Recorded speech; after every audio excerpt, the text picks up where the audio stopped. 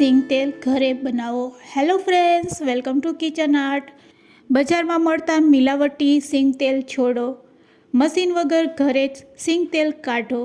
બધી ટ્રીક અને ટિપ્સ સાથે આજે હું તમને મગફળીના દાણામાંથી કઈ રીતે સિંગ તેલ કાઢવું તેની ટ્રીક શીખવાડીશ।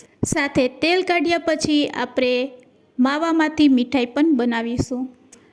વિડીયો યુઝફુલ લાગે તો લાઈક અને શેર કરજો, અને મારી ચેનલ ઉપર નવા હોય અને મારી ચેનલને હજુ સબસ્ક્રાઈબ ન કરેલ હોય તો સબસ્ક્રાઈબ કરી બાજુનું બેલ બટન દબાવવાનું ભૂલશો નહીં, જેથી કરીને તમને મારા નવા વિડીયોનું નોટિફિકેશન મળતું રહે। તો આપણે બધા મગફળીના દાણાને સ્ટોર કરતા હોય છે। લાંબો સમય માટે સ્ટોર કરવાથી તેમાં મૂંડા એટલે કે જીવાત પડી જાય છે, અને આ જીવાતને કારણે બી બગડી જાય છે, ખોરા થઈ જાય છે, અને પછી તેનો ઉપયોગ નથી થતો। જો આવા બી હોય તો તમે તેમાંથી તેલ કાઢી શકો છો। તો આજે આપણે એકદમ શુદ્ધ તેલ ઘરે કાઢતા શીખીશું, એ પણ મશીન વગર। તો અહીંયા મેં 2 વાટકા જેટલા સિંગદાણા લીધેલા છે, અને સિંગદાણાને આપણે પહેલાં ગેસ ઉપર આ રીતે પેનમાં શેકી લેશું। પેનમાં શેકવાથી તેના ફોતરા સહેલાઈથી આપણે દૂર કરી શકીએ છીએ। ફોતરા દૂર ન કરવા હોય તો પણ તમે આરામથી ઘરે મશીન વગર સિંગ તેલ કાઢી શકો છો। તો આ સિંગદાણામાંથી આપણે મીઠાઈ પણ બનાવી રહ્યા છીએ, એટલે આપણે થોડાક ફોતરા દૂર કરશું। એના માટે આપણે પહેલાં આ રીતે સિંગદાણાને રોસ્ટ કરી લેશું। તો અહીંયા સિંગદાણા સરસ શેકાઈ ગયા છે। આ રીતે શેકાઈ જાય પછી તેને ઠંડા કરવાના। ઠંડા થઈ જાય પછી તમે હાથેથી મસળશો તો તેમાંથી ફોતરા આરામથી દૂર થઈ જાય છે।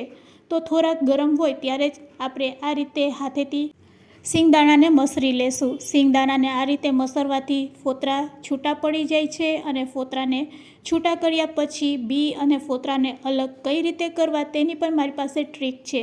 તો ચાલો હવે આપણે ફોતરાને તેમાંથી દૂર કરી લેશું। તેના માટે થાળીમાં આ રીતે આપણે જારો રાખી દેશું, અને જારામાં તમે જ્યારે આ સિંગદાણાને લઈ લેશો એટલે ફોતરા છે તે થાળીમાં રહી જશે, અને બધા દાણા છે તે જારામાં રહી જશે। તો છે ને એકદમ ઇઝી ટ્રીક ફોતરા કાઢવાની। ફોતરા કાઢવાની આ ટ્રીક તમને કેવી લાગી તે પણ મને કમેન્ટ્સમાં જરૂરથી કહેજો। તો અહીંયા આપણે ફોતરા દૂર કરી લીધા છે। ચાલો હવે આપણે તેલ કાઢવા માટે શું કરવું પડશે। તો બધા ફોતરા કાઢવાની જરૂર નથી, જેટલા ફોતરા નીકળે તેટલા ફોતરા કાઢી તેને હવે આપણે મિક્સર જારમાં લઈ લેશું। સિંગદાણાને મિક્સર જારમાં લીધા પછી તેને પલ્સ મોડ ઉપર ચલાવશું, એટલે આ રીતે ભૂકો તૈયાર થશે।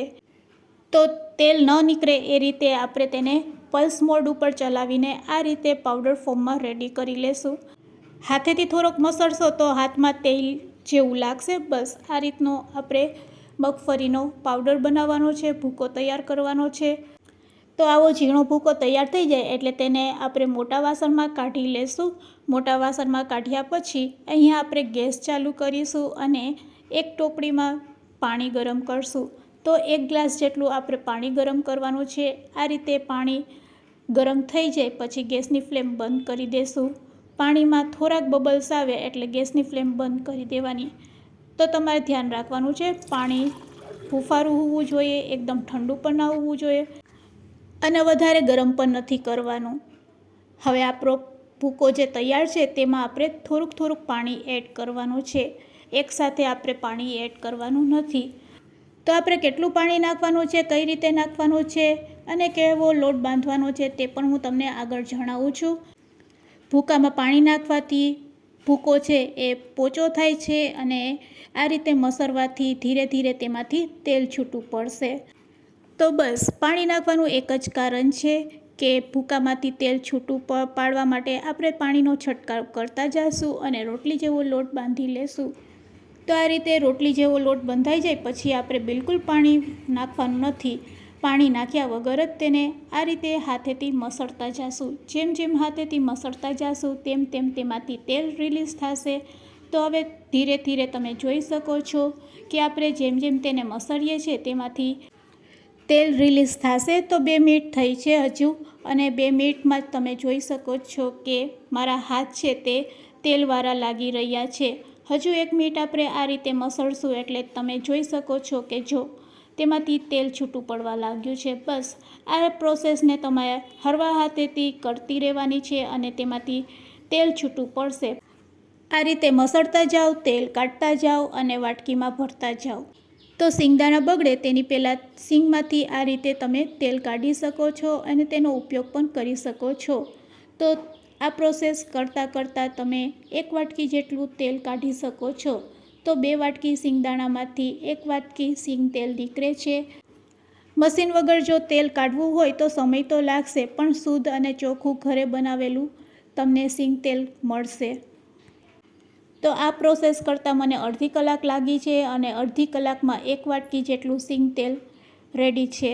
બસ હવે શું કરવાનું છે, આ સિંગ તેલમાં આપણે થોડુંક પાણી નાખીને તેને મસળેલું છે, એટલે 1 દિવસ તડકે રાખશો એટલે તેમાં રહેલું પાણી છે તે બાષ્પીભવન થઈ જશે અને શુદ્ધ ચોખ્ખું સિંગ તેલ ઘરે તૈયાર થઈ જશે.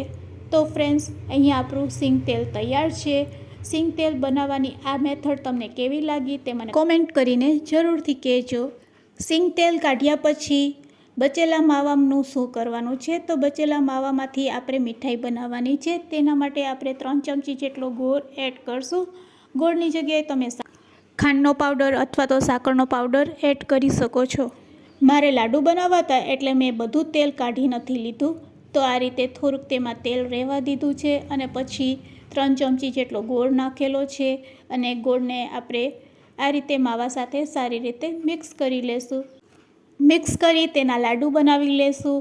તો અહીંયા આપણી એકદમ સરસ યુનિક મીઠાઈ પણ તૈયાર છે, જે ખાવામાં ખૂબ જ ટેસ્ટી લાગે છે અને તમે લાંબો સમય માટે સ્ટોર પણ કરી શકો છો.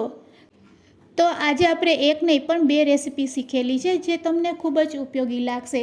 અને જો તમને પણ ઉપયોગી લાગતી હોય તો તમે તમારા ફ્રેન્ડ્સ, મિત્ર અને ગ્રુપમાં શેર કરવાનું ભૂલશો નહીં. અને હા, મારી ચેનલ ઉપર નવા હોય તો સબસ્ક્રાઈબ જરૂરથી કરી લેજો. વિડીયોને એન્ડ સુધી જોયો હોય તો એક લાઈક જરૂરથી આપજો. Thanks for watching. ફરી મળીશું એક નવી રેસીપી સાથે.